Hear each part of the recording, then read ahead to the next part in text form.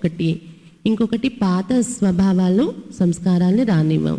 ఈ రెండు మార్చుకున్నట్లయితే పరివర్తన అవనే అయిపోతారు మీరు. और ये दो चीजों का परिवर्तन करेंगे तो शिव शक्ति बनेंगे, मास्टर सर्वशक्तिवान बनेंगे.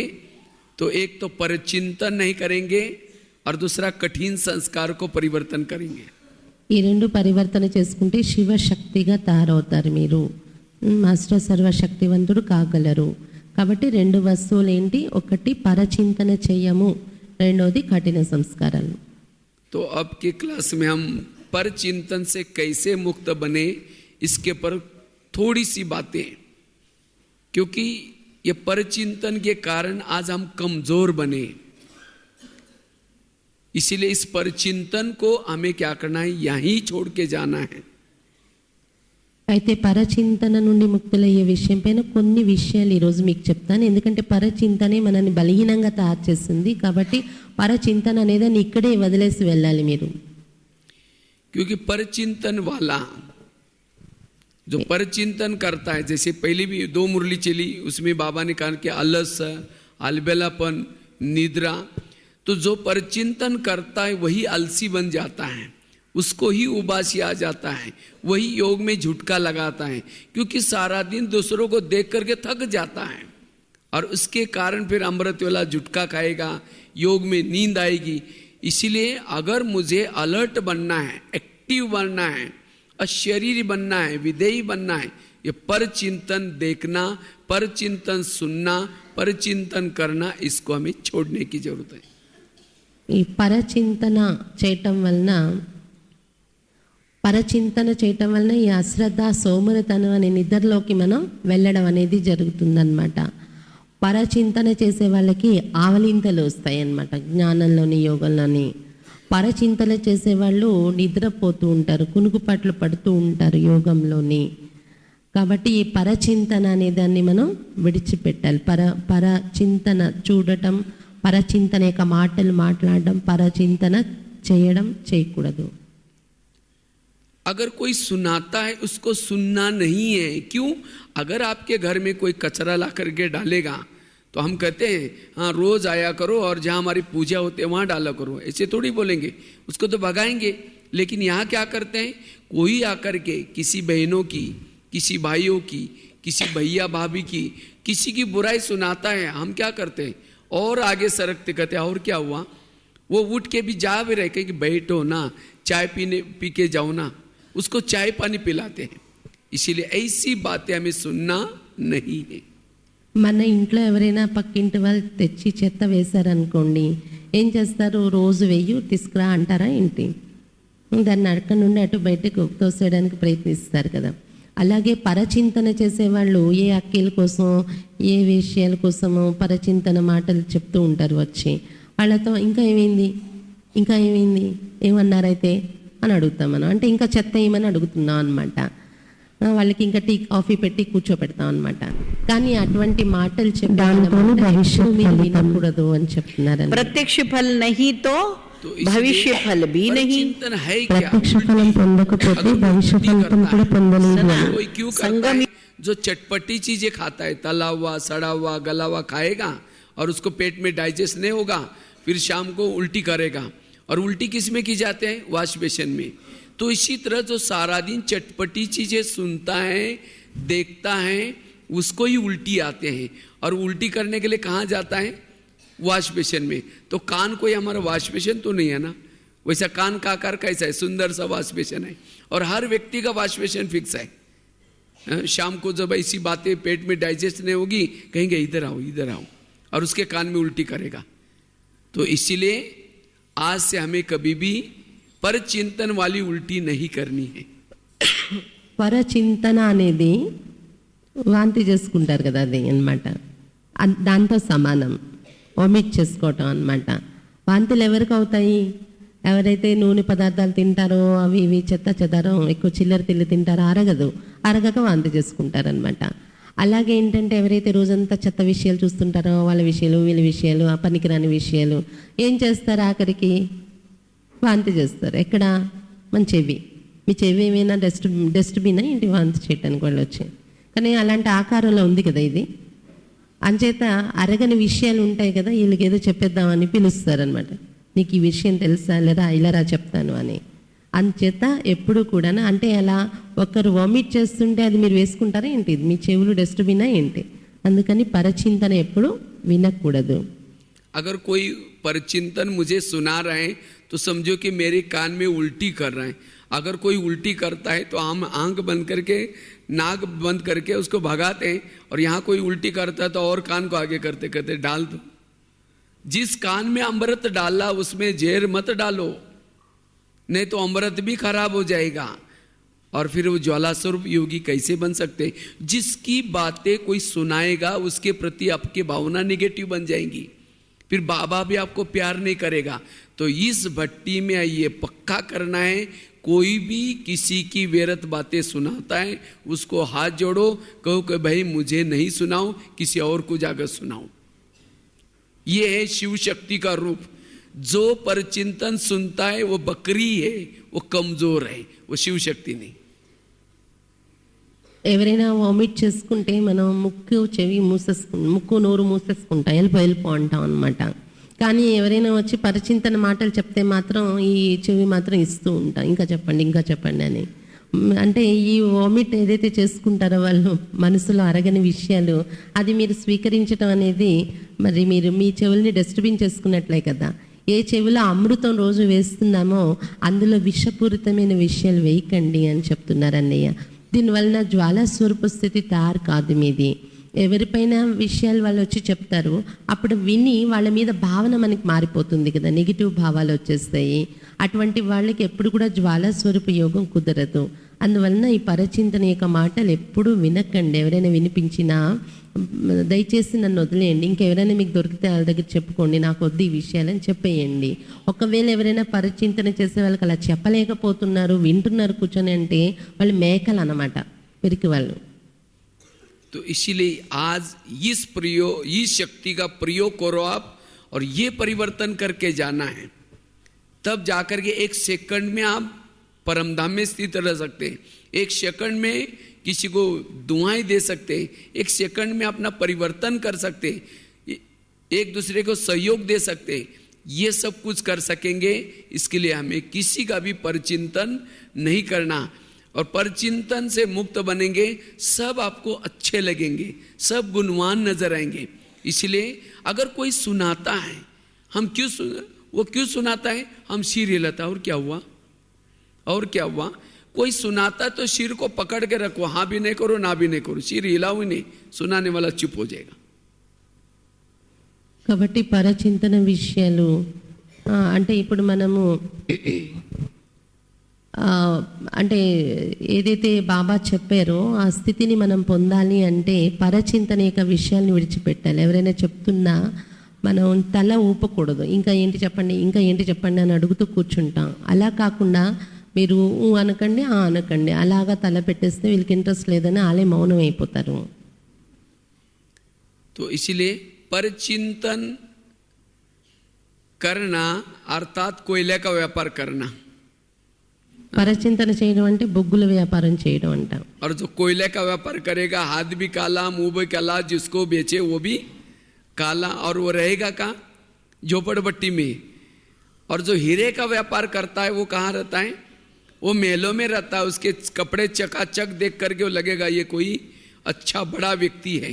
इसीलिए परचिंतन करने वाला कभी भी अपनी सो उन्नति नहीं कर सकता, सुख शांति की अनुभूति नहीं कर सकता. इसीलिए याद रखना है, जिस खानी में कोयले होते हैं उसमें हीरे भी होते हैं. हीरे की कोई अलग से खान नहीं होती. तो जिस व्यक्ति से आप कोयले खरीद कर रहे हैं उसमें हीरे भी तो छिपे. तो हीरा लो, औरों को भी सुनाओ, औरों को भी बताओ उसकी विशेषता, तो उसका भी भला हो जाएगा और आपका भी भला हो जाएगा. पर चिंतन सुनाने से दूसरे का भी टाइम वेस्ट और खुद का भी टाइम वेस्ट. इसीलिए आज से हमें इस परिवर्तन शक्ति के द्वारा ये प्रतिज्ञा करेंगे कि बाबा आज से हम किसी का परचिंतन न करेंगे, न सुनेंगे, न सोचेंगे. కాబట్టి పరచింతన చేయటం అనేది ఎలా అంటే బొగ్గుల వ్యాపారం అన్నమాట. బొగ్గుల వ్యాపారం చేసే వాళ్ళ చేతులు నల్లగా ఉంటాయి, వాళ్ళ బట్టలు నల్లగా ఉంటాయి, వాళ్ళు కాళ్ళు ముఖం అంతా నల్లగా ఉంటుంది, వాళ్ళ ఇల్లు కూడా అలాగే ఉంటుంది, గుడిసెలో ఉంటారు. వాళ్ళు ఎవరికి అమ్ముతారో వాళ్ళకు కూడా నలిపే ఇస్తారు.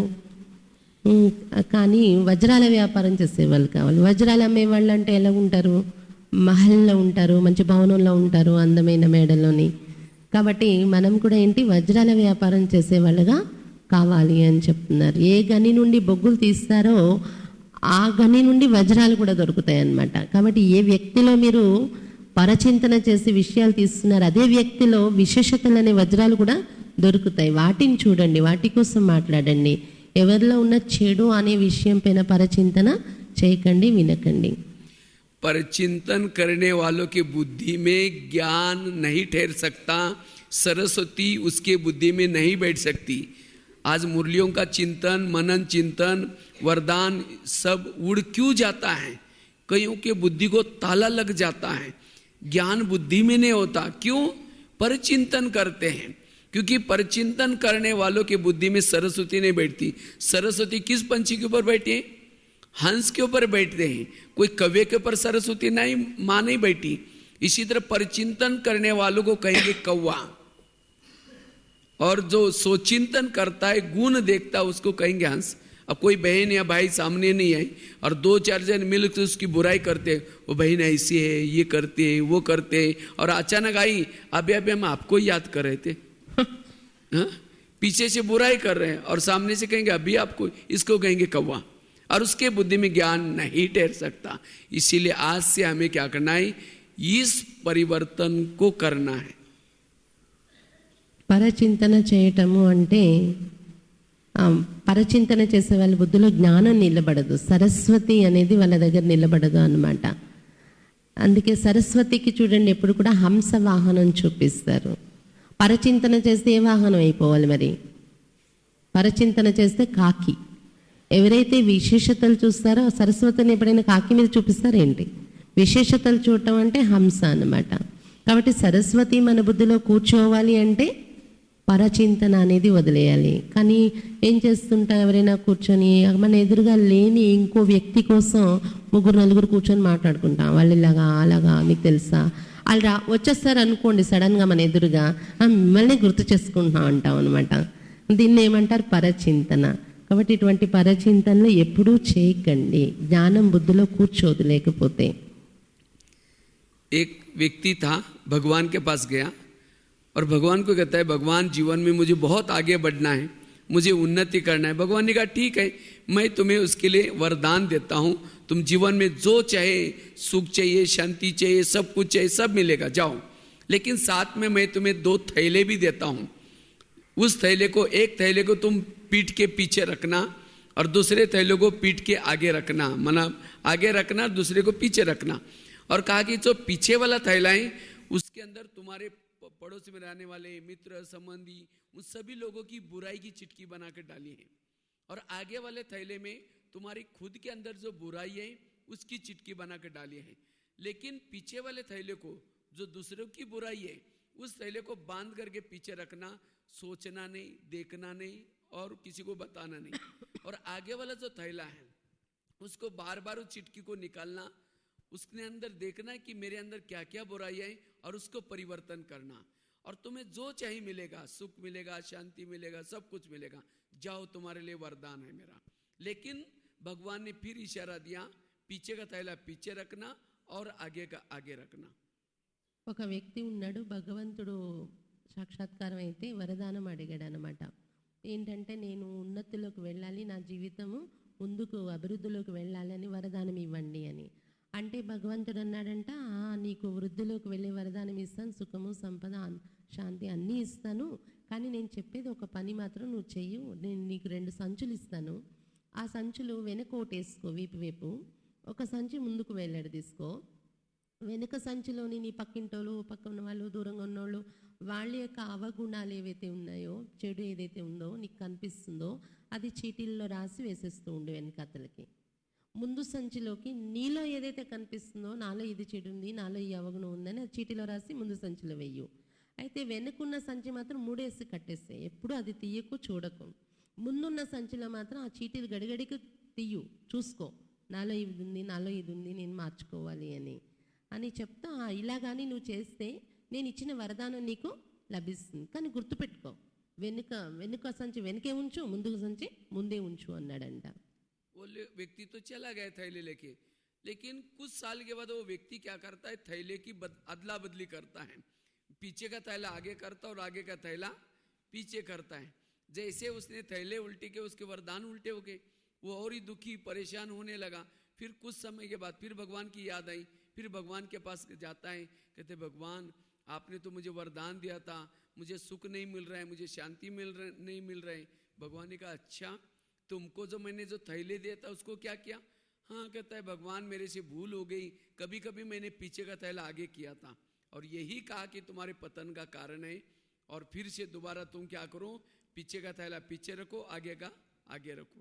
तो इसी तरह हम भी यहाँ क्या करते हैं, यहाँ आते हैं और यहाँ आते किसी लिए आते बाबा के पास, कुछ सुख मिल जाए, कुछ शांति मिल जाए. तो बाबा भी कहता है ठीक है बच्चे मैं तुम्हें वरदान देता हूँ, और साथ में बाबा भी हमें 2 थैले देता है, दूसरे की बुराई को पीछे रखो, अपनी बुराई को आगे. लेकिन हम बाहर जाकर के क्या करते हैं, पीछे का थैला आगे करते. वो ऐसी क्यों करते, उसने ऐसा क्यों किया? बस थैले आगे पीछे के वरदान भी उल्टे हो जाते हैं. इसीलिए इस भट्टी की एक गिफ्ट लेके जाना आप लोग भी, अगले भट्टी में आने तक कभी भी पीछे का थैला आगे नहीं करना है, बिल्कुल पीछे ही. अगर कोई सुनाता है तो तुरंत पीछे कर लो. अगर इस थैले को याद रखेंगे, पर चिंतन बिल्कुल नहीं करेंगे, तो आपकी ज्वाला स्वरूप स्थिति, आपको जो चाहिए स्थूल चीजें भी आपको कोई कम नहीं पड़ेंगे, धन मिलेगा, सब कुछ मिलेगा, सुख शांति मिलेगी. अगर आपको हर चीज से भरपूर चाहिए तो पर चिंतन करना बंद कर दे. पर चिंतन यहाँ का स्लोगन है, पतन की जड़ है. इसीलिए ये परिवर्तन आज हमें कुछ भी हालत में दृढ़ संकल्प करके जाना है. అయితే ఆ వ్యక్తి ఏం చేశాడంట, సరే అని భగవంతుడి దగ్గర వరదానం తీసుకుని వెళ్ళిపోయాడు. కొన్ని రోజులు అయ్యాక ఆ సంచులు మార్చేశాడంట, తారు మార్చేసేసాడు, అటుదిటు ఇటుదటు. కొన్నాళ్ళు బాగానే ఉంది, వరదానం బాగుంది జీవితంలో, కానీ కొన్నాళ్ళ తర్వాత ఏమైంది, మళ్ళీ దిగజారిపోయాడు. ఇంతకు ముందు ఉన్నటువంటి సుఖం కూడా లేదు జీవితంలో. అప్పుడు దుఃఖిగా అవుతూ మళ్ళీ భగవంతుడి దగ్గరికి వెళ్ళాడంట.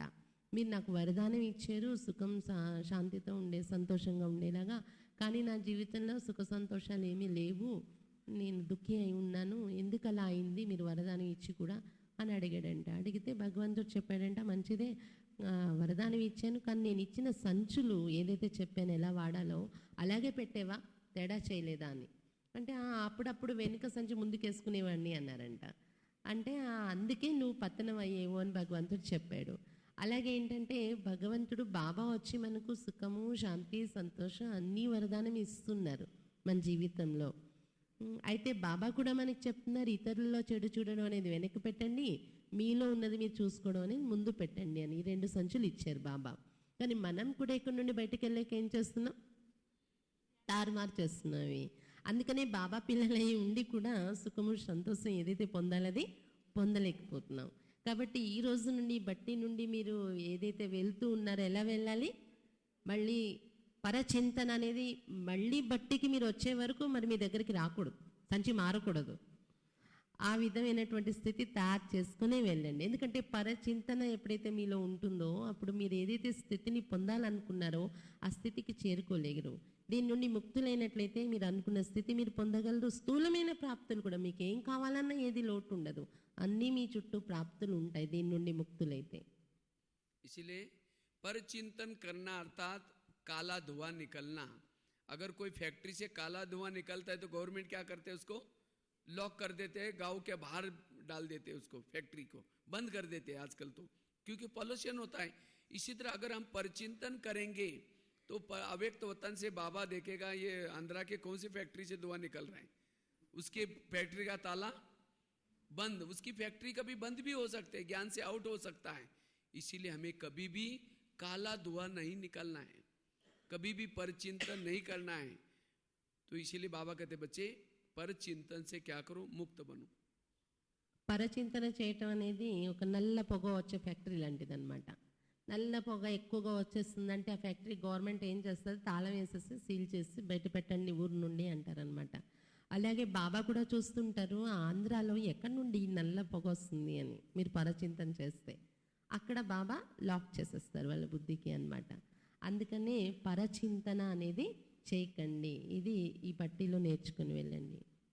इसीलिए हमें क्या करना है, ऐसे व्यक्ति से दूर रहो जो कोई बहनों की, किसी सेंटर की, मधुवन की उल्टी सुल्टी बातें सुनाता है.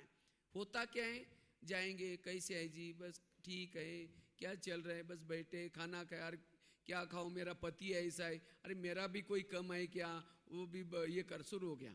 पानी को बिलोते रहेंगे कुछ मिलेगा. तो जो व्यर्थ बातें सुनाते हैं वो कुसंग है, वो है कुसंग. अगर आपकी कोई आकर के सुनाता है उसको सुनो, लेकिन दूसरे की परिचिंतन को हमें नहीं सुनना है. संत कबीर कहते थे निंदक नेरे राखिए आंगन कुटी छवाए. संत कबीर कहता है दूसरे की अपनी निंदा करने वालों को अपने घर के सामने कुटिया बना करके रख दो, खुद की निंदा करने वाला, लेकिन दूसरे की निंदा करने वालों से दूर रहो, तब हम अपनी उन्नति कर सकते हैं. కొంతమంది ఏంటంటే ఏదైనా సెంటర్ కోసం వచ్చి మాట్లాడుతుంటారు అలాగా ఇలాగా అని. అలాగే అక్కీల్ కోసం మాట్లాడతారు, సెంటర్లో ఉన్న అక్కీల్ కోసం, లేదంటే మధుబన్ కోసం మాట్లాడుతుంటారు, పరచింతన చేసే విషయాలు.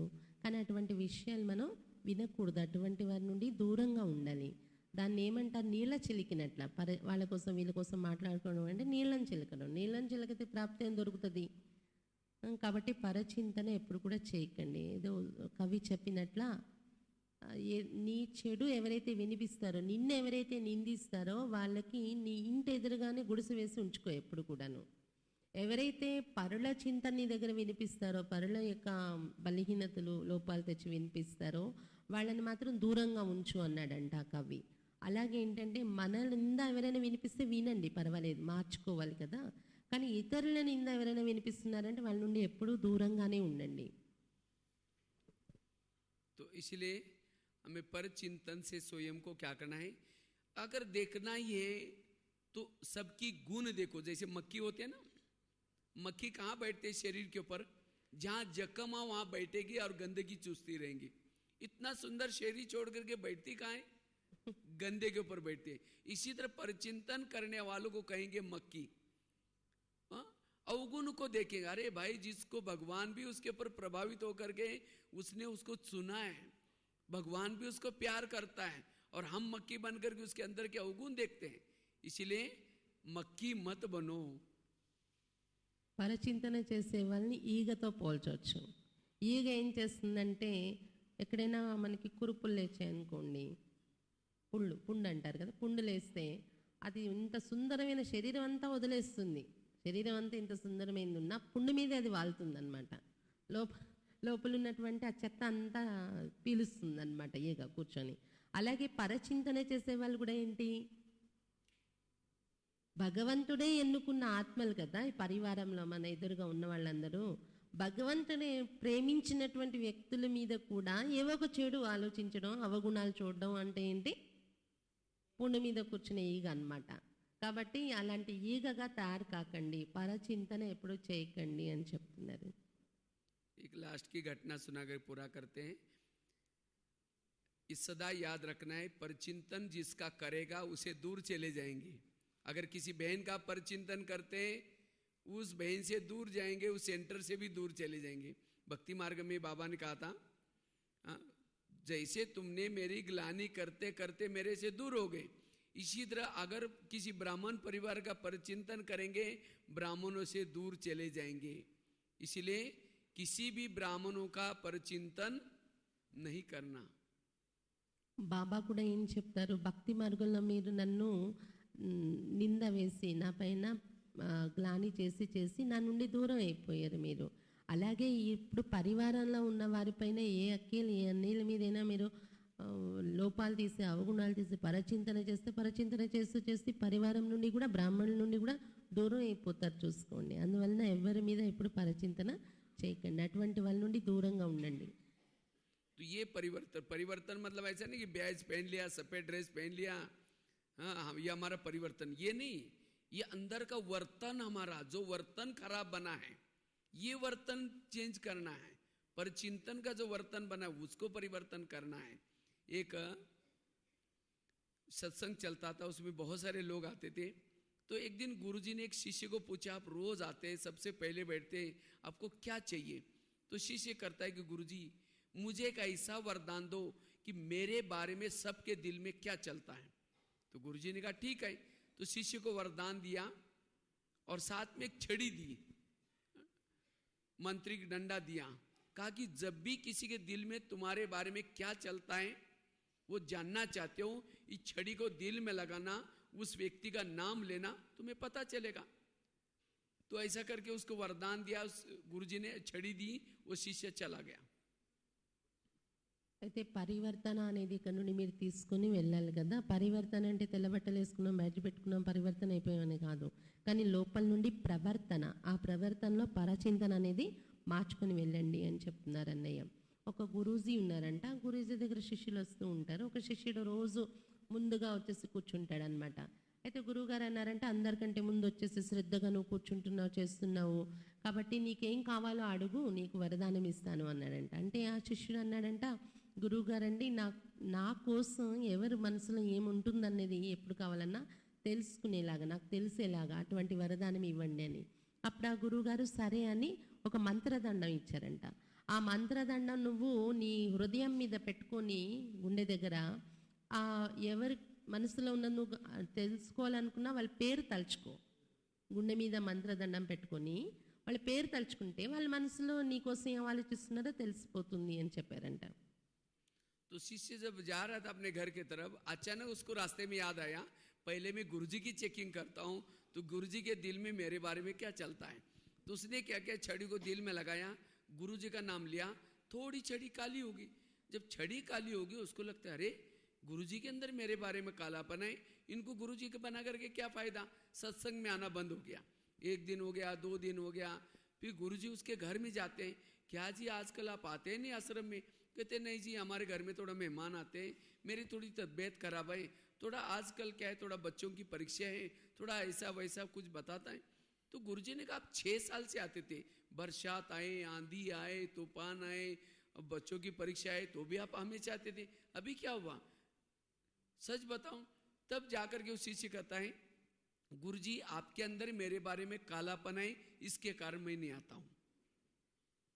అయితే ఆ శిష్యుడు ఆ మంత్రదండం పట్టుకొని వెళ్ళిపోయాడంట. బయటకి వెళ్ళిపోయి వెళ్తూ వెళ్తూ ఇంటికి మధ్యలోని గుర్తొచ్చిందంట, ఈ మంత్రదండం ఉపయోగించి చూడాలి అని.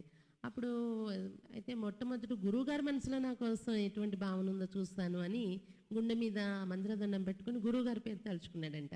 తలుచుకుంటే అదేంటి గురువుగారికి నా మీద మనసులో నల్లటి భావాలు ఉన్నాయి, అలాంటి గురువు దగ్గర నేను ఎందుకు వెళ్ళాలి, గురువు అయ్యి ఎందుకు అతను అలాగా అనుకున్నాడు. ఆ రోజు నుండి ఇంకెళ్ళడం మానేశాడంట సత్సంగానికి.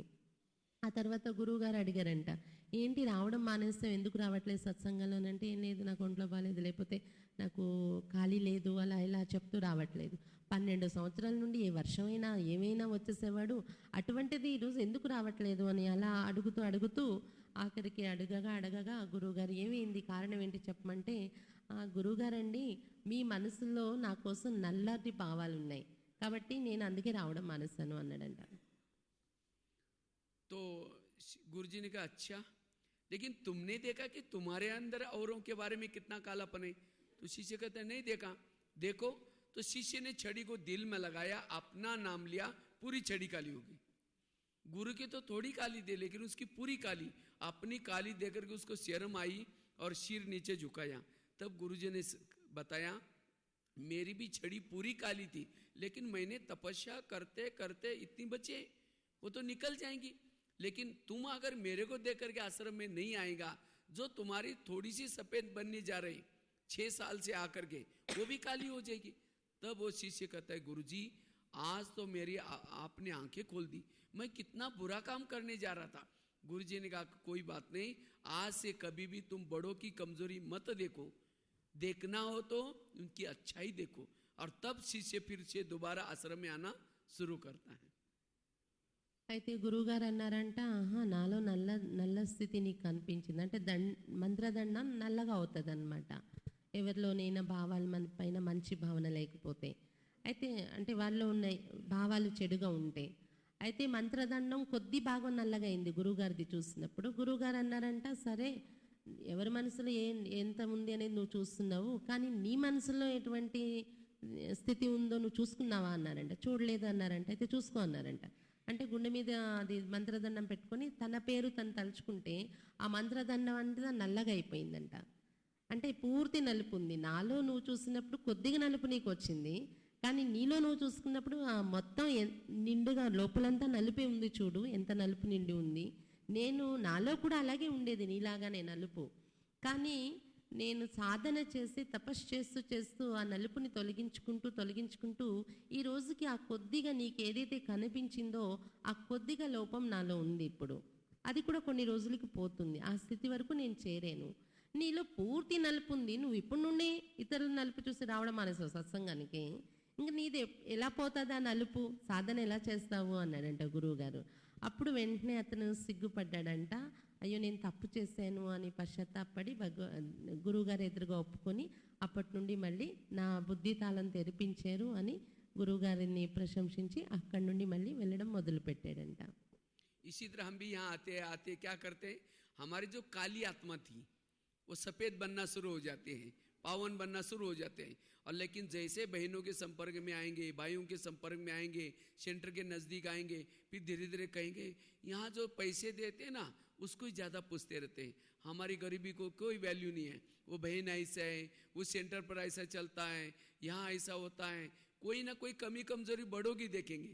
जिसने ज्ञान दिया, जिसने हमें ये दुनिया दिखाई, उनकी बुराई देखना शुरू करेंगे और धीरे धीरे फिर क्या हो जाएंगे, उनसे दूर चले जाएंगे. फिर बहनें पूछेगी क्या जी आजकल रोज आते नहीं जी, थोड़ा सा ये है, कारण कुछ और है, कहेंगे कुछ और. जो पहले में यज्ञ में करते थे, जो देते थे, भावना बिगड़ गई तो देना भी बंद कर दिया. तो घाटा किससे हुआ? उसके आपका हुआ या बहनों का हुआ? जिसकी बुराई देख रहे वो तो योग लगा रहे, पुरुषार्थ कर रहे, वो तो निकल जाएंगी.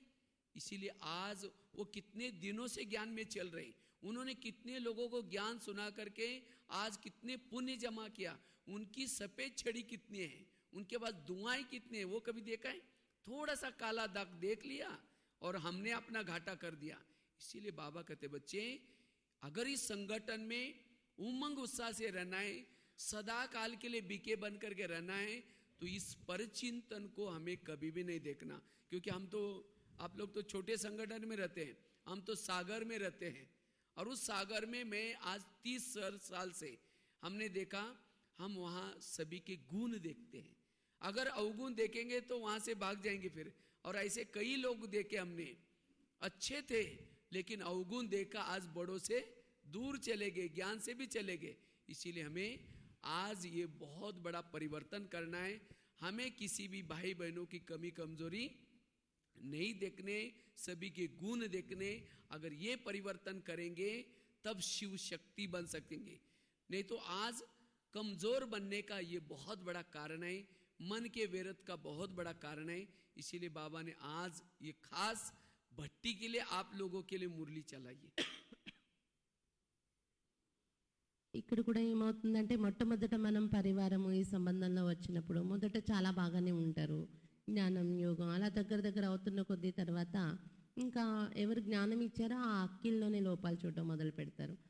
ధనం ఇచ్చే వాళ్ళని చూస్తారు, అలాగా ఇలాగా వాళ్ళ ఆ అక్కి ఇలాగా ఈ అక్కి ఇలాగా ఇంకా పరచింతన మొదలవుతుందన్నమాట. మొదలయ్యాక ఏమవుతుందంటే ఆ అక్కిల మీద భావన తగ్గిపోతుంది. ఏ అక్కిలు మన జ్ఞానం ఇచ్చారో, ఎవరి కారణంగా మన ఈ బ్రాహ్మణ జీవితంలోకి వచ్చామో వాళ్ళ మీదే ఇంకా చెడు ఆలోచించడం మొదలుపెట్టి పరచింతన చేయడం, ఆఖరికి దూరం అయిపోతారు, భావన మారిపోతుంది. ఏదైతే ఇంతకుముందు సహయోగం చేసేవారో బాబా ఇంటిలో, ఈ అవగుణాలు చూడడంతో నా సహయోగం కూడా అందించడం మానేస్తూ ఉంటారన్నమాట. అలా చేస్తూ బాబా నుండే దూరం అయిపోతారు. కాబట్టి ఎప్పుడు కూడా పరచింతన అనేది చేయకండి. ఆ అక్కీళ్ళు కూడాను వాళ్ళు యోగం చేస్తున్నారు, సాధన చేస్తున్నారు, వాళ్ళలో ఉన్న నలుపు వాళ్ళు తొలగించుకోవటానికి. ఇంకా కొంచెం ఆ మంత్రదండంలో నలుపు ఉన్నట్టు కొంచెం ఏదైతే నలుపు ఉందో, ఎక్కువ భాగం తెలుపు ఉంది కదా అది చూడండి. కానీ ఈ నలుపు కూడా తొలగించుకునే ప్రయత్నంలో ఉన్నారు కదా వాళ్ళు. ఆ నలుపుని చూసి మీరు నలుపు ఎందుకు పెంచుకుంటారు అని చెప్తున్నారు అన్నయ్య. కాబట్టి పరచింతన చేయటం వలన మీరు శివశక్తిగా తయారు కాలేరు. ఈ బట్టిలోది పరివర్తన చేసుకుని వెళ్ళాలి శివశక్తిగా తయారవ్వాలి అంటే. ఇది కూడా ఒక రకమైన వ్యర్థం కదా. అంచేత ఈ బట్టిలో ఈరోజు మురళి బాబా ఈ బట్టికి సంబంధించే నడిపించారు అని చెప్తున్నారు అన్నయ్య.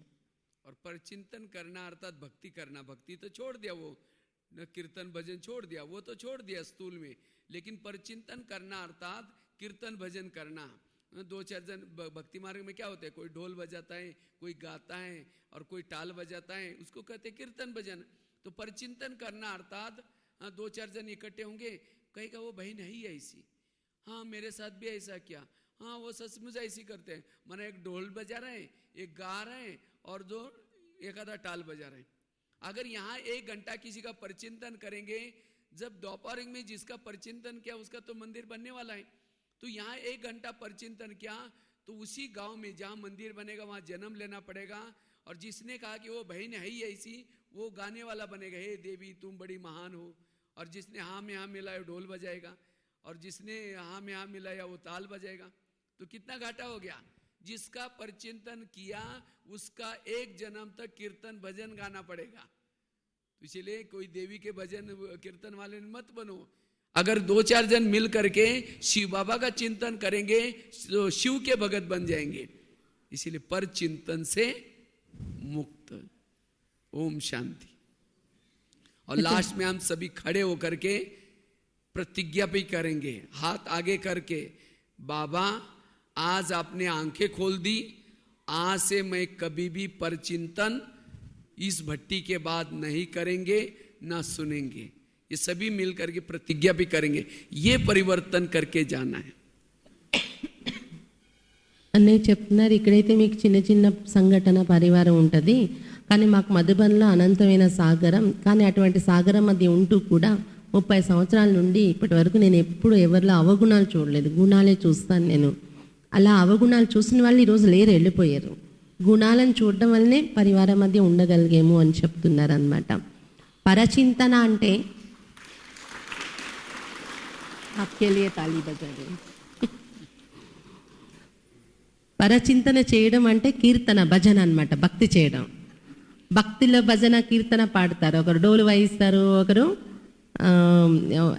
ఒక్కొక్కటి వాయిస్తూ పాటలు పాడతారు, కీర్తన చేస్తారు కదా. అలాగే ఏంటంటే ఇక్కడ కూడా ఒక నలుగురు కూర్చొని ఫలానాకి ఇలాగా, ఫలానా నాకు కూడా ఇలాగే చేస్తారు, నాతో కూడా ఇలాగే వ్యవహరించారు. అలా నలుగురు ఒకరికొకరికి మాట కల్పడం అంటే డోలుకి ఇంకొకటి సపోర్టు, దానికి ఇంకొకటి సపోర్టు స్వరం అనమాట. ఈ విధంగాను మీరు పరచింతన యొక్క కీర్తన చేయకండి. ఒకటి గుర్తుపెట్టుకోండి, ఏంటంటే మీరు ఎవరి కోసం పరచింతన చేస్తారో వాళ్ళు ఒక దేవి అవుతారు. వాళ్ళకి మీరు ఒక జన్మ వెళ్ళి అక్కడ వాళ్ళ కీర్తన చేయాల్సి వస్తుంది. ఆ మూర్తి దగ్గర వెళ్ళి పాటలు పాడి కీర్తన చేయాల్సిన వారిగా కావాల్సి వస్తుంది. మీరు దేవి అవడానికి బదులు ఎవరి కోసం పరచింతన చేస్తారో మీరు, వాళ్ళ దేవి అయితే వాళ్ళకి మీరు ఒక జన్మ వెళ్ళి అక్కడ కీర్తన పాడేవాళ్ళుగా కావాల్సి వస్తుంది అన్నమాట. కాబట్టి ఎప్పుడు కూడా పరచింతన చేయకండి, శివ చింతన చెయ్యండి. ఎప్పుడు మీకు చింతన చేయాలనిపిస్తే శివబాబా యొక్క చింతన చేయండి, 4-5 కూర్చొని. అప్పుడు ఏమవుతుంది, ఒకవేళ భక్తి మార్గంలోకి వెళ్ళినా శివభక్తులుగానే అవుతాం మనం. जो जिसने संगम युग में शिव बाबा का चिंतन किया वो अंत तक भी शिव भक्त रह गया होगा. और जिसने किसी का परिचिंतन पिछले संगम युग में किया, अंत में वो देवी का भगत रहा होगा. ఎవరైతే శివబాబా యొక్క చింతనే చేసి ఉంటారో వాళ్ళు ఆఖరి వరకు, జ్ఞానంలో వచ్చే వరకు, భక్తి మొదలైన దగ్గర నుండి శివభక్తులుగానే ఉంటారు. ఎవరైతే పరచింతన చేసి ఉంటారో వాళ్ళు ఆఖరిలో మొదట శివభక్తితో మొదలుపెట్టిన ఆఖరిలో దేవి భక్తులుగా ఉంటారు వాళ్ళు. इसलिए आज हमें इस भट्टी से ये परिवर्तन करना है. ठीक है, पसंद है सबको? ఇష్టమేనా మరి ఇది మార్చుకోవటానికి బట్టిలో? जो परचिंतन छोड़ेंगे, आज से कभी नहीं करेंगे, कोई कान में उल्टी नहीं डालेंगे किसी की, ना किसी के कान में खुद उल्टी करेंगे. बाबा कहता है दिल में भगवान बैठा है, कान में उल्टी करेंगे तो सीधा नली से भगवान के ऊपर जाएगा, उधर दिल से भाग जाएगा तुरंत. इसीलिए दिल को साफ रखो, भगवान आपके दिल में बैठेगा. किसी के प्रति दिल खराब न करो, दिल में बाबा बैठेगा. तो इसलिए ये परिवर्तन करना है. ఈ రోజు నుండి పరచింతన అనేది వదిలేస్తామా అని పరివర్తన చేసుకుని వెళ్ళండి బట్టిలో. ఈ ప్రతిజ్ఞ ఇప్పుడు అన్నీ కూడా చేయిస్తారనమాట. కాబట్టి పరచింతన చెయ్యం. ఎవరి పరచింతన విషయాలు వాంతి చెవులో వేసుకోం. ఎందుకంటే హృదయంలో బాబా కూర్చున్నారు కదా. ఒకవేళ వొమిట్ మీ చెవిలో పడితే అది అలాగే ఎక్కడికి వెళ్తుంది, బాబా ఉన్న స్థానానికి వెళ్తుంది కదా చెవిలో నుండి. అప్పుడు బాబా పారిపోతారు బయటకి. కానీ మీ హృదయాన్ని మీరు ఎలా ఉంచుకోవాలి, స్వచ్ఛంగా ఉంచుకుంటేనే కదా బాబా కూర్చుంటారు హృదయంలోని. మీరెళ్ళి ఎవరి చెవిలో కూడా వొమిట్ చేయకండి అని చెప్తున్నారు. जो जो आज से छोड़ेंगे वो हाथ खड़ा करो. ఎవరైతే ఇది వదిలేస్తాం పరచింతన ఈ రోజు నుండి అనే వాళ్ళు ఉన్న చేతులు ఎత్తండి. चलो बहुत अच्छी बात है, अपने लिए ताली बजाओ.